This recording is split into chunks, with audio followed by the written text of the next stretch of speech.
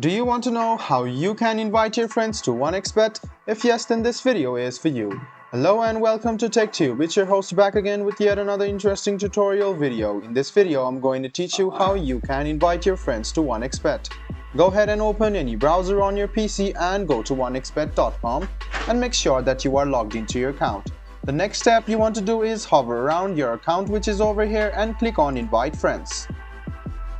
Then it will take you to this site where you can call your friend or you can send a link to your friend and then you can invite them to 1xBet. So you can see that there are levels of affiliate and you can start it by clicking on I accept the terms and conditions, click on Tech Part and click OK. Now what you need to do is complete your personal profile.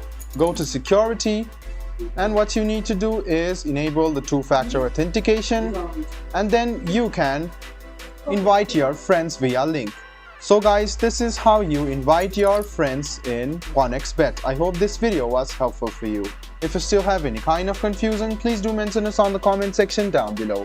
Like the video, subscribe to the channel and do hit the bell button for more. Hope to see you in the next video as well. Until then, goodbye, take care and make sure you enjoy.